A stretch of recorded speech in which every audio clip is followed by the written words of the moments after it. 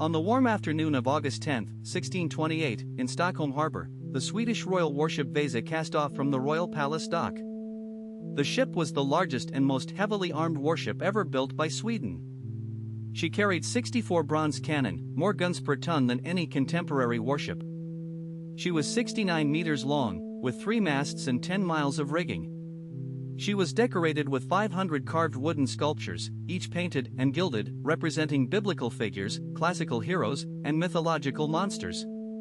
She had been personally designed by King Gustav II Adolf, the warrior king who would lead Sweden into the 30 Years' War. The Vasa was supposed to symbolize Swedish military power across the Baltic Sea. Tens of thousands of spectators lined Stockholm harbor to watch her depart on her maiden voyage. Sweden's most distinguished foreign visitors, including diplomats from England, Russia, Denmark, and Poland, stood on raised platforms to observe the ceremony. The ship raised her sails. Within a minute or two, a moderate gust of wind heeled her to port. Water began pouring into her open gun ports. The crew, who had practiced their drills, scrambled to right the ship. They could not. Within minutes she was lying on her side. Within 20 minutes of leaving the dock, in calm seas, in fair weather, in front of thousands of cheering spectators, the most expensive warship ever built by Sweden capsized and sank. 30 crewmen drowned. The Vasa lay on the bottom of Stockholm harbor for 333 years. The disaster was buried by political embarrassment, official obfuscation, and eventually by historical neglect. The mystery of why she sank, and who was responsible, was not properly investigated until the wreck was raised in 1961. The Vasa is now the most preserved 17th-century warship ever recovered. Modern visitors can walk through her, study her, and ponder one of the most spectacular peacetime naval disasters in European history. To understand the disaster, you have to understand the man who commissioned the ship. Gustav II Adolf, Gustavus Adolphus to history, was the most ambitious Swedish king of his era. He had reformed the Swedish army into Europe's most professional fighting force. He had grand ambitions for Swedish power in the Baltic and beyond. The Vasa was meant to be his flagship in his coming intervention in the 30 Years' War. Gustav personally specified the dimensions of the ship. He demanded a longer hull, more cannons, and more carved decoration than any Swedish warship before. He ordered changes during construction without consulting the shipbuilders. He insisted on 2 complete gun decks rather than 1, creating an unstable design. The chief shipwright, Henrik Hybertsson, died of illness during construction. His successor, Henrik Jakobsson, completed the ship under royal pressure.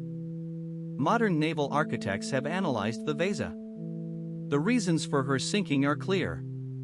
The ship was top-heavy. She had 2 complete gun decks of 64 heavy guns. The center of gravity was much higher than her hull could safely support. The ballast in the bottom of the hull, the heavy stones traditionally used to lower the center of gravity, was insufficient. The ratio of upper weight to lower weight made her fundamentally unstable. The disaster was foreseeable. In fact, it had been foreseen. A test had been conducted in the harbor in late July, weeks before the launch. 30 men had run from one side of the ship to the other to test her stability. After 3 runs, the test had to be stopped because the ship was about to capsize. The captain, Soren Hansen, the vice admiral Claes Fleming, and the shipbuilders all knew the ship was unstable. They sailed her anyway. Why? Because Gustav was demanding immediate launch. He wanted the ship in service for his Polish campaign.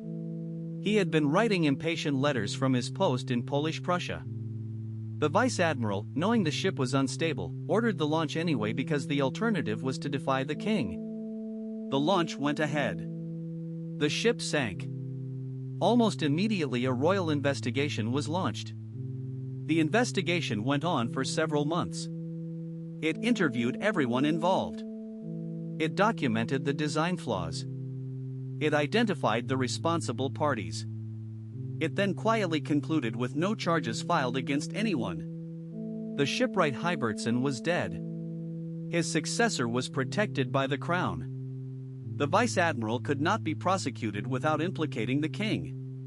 The Vasa simply became an embarrassment that everyone preferred to forget. The remains lay in 70 meters of water, just 300 meters from the royal palace, for 333 years. Stockholm Harbour's brackish water and low oxygen content prevented the wood-eating shipworm from destroying the wooden hull. The Baltic preservation conditions are unusually good. By 1961, when the wreck was finally raised, the ship was largely intact. The Vasa Museum opened in